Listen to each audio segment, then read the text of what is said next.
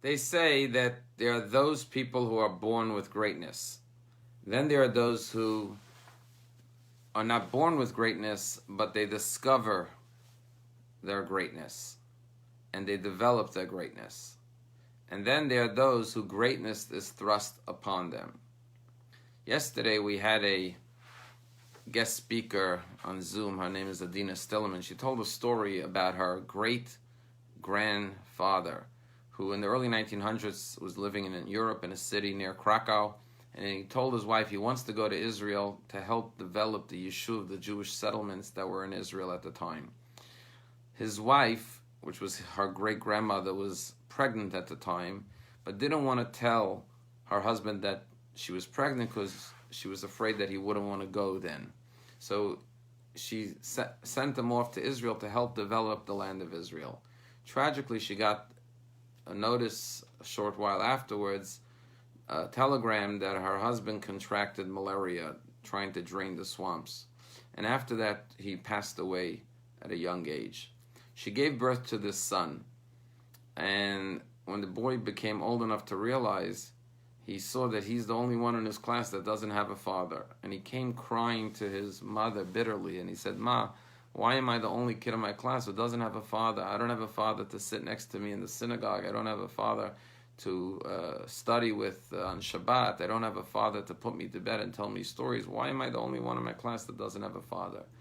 And his mother said to him, Elio, which was his name, "Your father died sacrificing his life to develop the land of Israel. What other kid in your class can say that their father gave their life for the land of Israel? Remember, Elio, you come from greatness and you are greatness."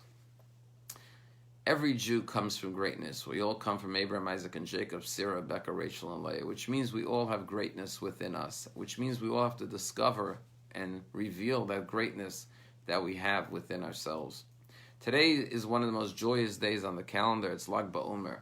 Lag BaOmer is the day that we celebrate that the plague that struck down 24,000 students of the great sage Rabbi Akiva ceased on this day of Lag BaOmer. And that's why in Jewish tradition, up until today, was a sad days of mourning for the sadness of the passing of the students of Rabbi Akiva. We have no live music, no weddings, no haircuts. And today we could start to have music and weddings. As a matter of fact, I'm going to a Zoom wedding at 4 o'clock today that's taking place in New York, but we will join. It's a niece of mine, a family cousin of our children. And we celebrate today because of Lag BaOmer. And the rabbis say in the Talmud, why did the students of Rabbi Akiva die? They died from some terrible plague, but the rabbis say that they didn't have respect for one another. Shelo nagu kavod zeh b'zeh. And the question that is asked by the Rebbe is, how could it be that the students of Rabbi Akiva didn't show each other proper respect? They were great Torah scholars. Furthermore, Rabbi Akiva, their teacher, taught that the most basic principle of Judaism is to love your neighbor as yourself. So if their teacher is the one who taught that you have to love your neighbor as yourself, how could it be that they didn't respect one another? And the Rebbe explains there's a difference between love and respect. Sometimes you love someone, but because you love them so much, you want them to do things the way you believe they should be doing it. In other words, your love causes you to care so much about them that you want to compel them to conform to your way of thinking or your way of doing things because you love them so much and you care so much about them that you want to smother them with your love and not allow them to be themselves. Love has to be balanced with respect. If you really love someone, you respect them for who they are, even if they're different than you and they don't share your views or your perspective. They have a different method, a different ideology, a different belief system. The students of Rabbi Akiva had their own ways of serving God. And because they loved each other, they wanted to force each other into their way. And therefore, it led to a lack of respect. Love there was, but respect for the other there wasn't. You know, when we look at a Sefer Torah, we find that the law is that if one letter is missing from the Torah, the entire Torah is invalid. Even though there are hundreds of thousands of letters in the Torah, every letter has to be present. One letter is missing, the whole Torah is not kosher. You cannot read from it in the synagogue. And our rabbis say the Jewish people are like a Torah scroll. that every Jew is vital for the unity and the oneness of the Jewish people. And even if one Jew is deleted from the Torah, meaning one Jew is defected from the Jewish nation, it affects the validity of the entire Torah. And therefore, that has been the mindset of Jews throughout the ages, that even though we're a small nation and dispersed in the four corners of the earth, we always knew we're all one. Conversely, we find that there's a law called Mukav Gvil, that each letter has to be separate and apart from the next letter. There has to be a white space around each black letter. No two letters could be touching each other. And here you have the lesson in human relationships. On the one hand, we have to be one. We all have to be in the same Torah. On the other hand, we have to respect each other's differences. We cannot merge one letter into the next. We cannot force everyone to be conforming to one way. We have to create the space, the boundary, the border around each person to let each person be themselves.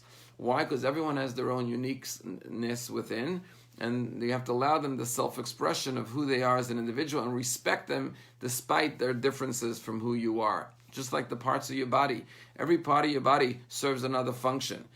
Your mind can't tell the heart, I want you to be like me and do what I do.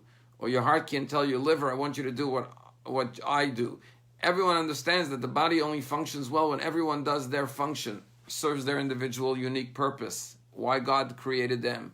So too each individual is born with their own uniqueness, their own character, their own specific traits that they were meant to express in this world, and only by respecting those individuality amongst ourselves can we have the harmonious functioning of one organism like the body, and one nation can function at its maximum capacity because everyone is doing what they need to do and respecting the other person's uniqueness and their self-expression. You know, the beginning of this week's Torah portion talks about the sabbatical year, that every 6 years you shall work, just like 6 days of the week you work and Shabbat you rest. 6 years shall you work, and the 7th year you shall rest. And here we have the concept of a sabbatical. Now, why does the Torah want us to take a sabbatical? Because sometimes we're so busy in the rat race of the day-to-day work and responsibilities of life that we forget to our own self-actualization, our own self-expression. We're so busy living up to the demands of others and the expectations of our work and our to-do lists and our grueling tasks every day that we don't have time to focus on our own unique greatness within, our own individual purpose in this world. And life can pass you by. So therefore the Torah says every 7th day take a day for self-exploration and development, and every 7 years take an entire year to rest. And what's fascinating is that most people today don't have that luxury to take a sabbatical year. And even if you could take a sabbatical year, maybe once in your lifetime you could take off a year from work and travel and discover yourself and find your self-expression or study or focus on what you want to do with your life for 1 year. But some people don't even get to do it once in a lifetime. Maybe for a few months they get to do it. But unfortunately, today's economy doesn't allow for it. But in biblical times, every 7th year, every Jew had to rest. But what this pandemic has done is forced everyone to take a sabbatical. Whether your sabbatical was for weeks or for the entire 2 months, by everything shutting down, we're forced to stay home. And it's like a forced sabbatical, like this week's Torah portion. And the purpose of the sabbatical is to come out better than you went in. In other words, to emerge with a greater awareness of self-discovery. And that's what we should utilize this time to do, to discover our true self, the greatness from within. Because you come from greatness and you are greatness. Conclusion, they tell a story about an apple tree that would always look up to the heavens and see the beautiful stars above. And the apple tree would cry to God and say, God, why can't I be a star? I don't want to be an apple. I want to be a star, like the beautiful stars shining in the heavens.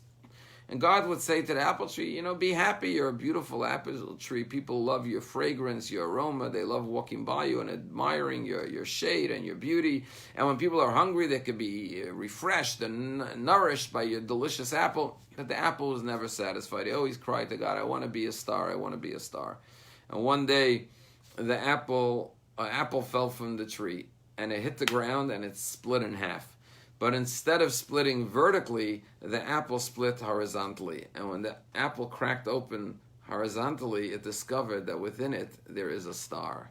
Every person has a star within them. Lag BaOmer and the students of Rabbi Akiva and the lesson of Lag BaOmer teaches us we should discover the star within ourselves and respect the star within each other individual around us. Yes, we're all created in God's image, but it doesn't mean we were created in each other's image. And therefore, we should discover that greatness because we all have it within us, because we come from greatness and we are greatness. Have a joyous, meaningful Lag BaOmer, and remember that to be a Jew, it means not only to connect to God and to each other intellectually, but with our hearts and our souls, with love and with goodness and kindness. Have a wonderful day.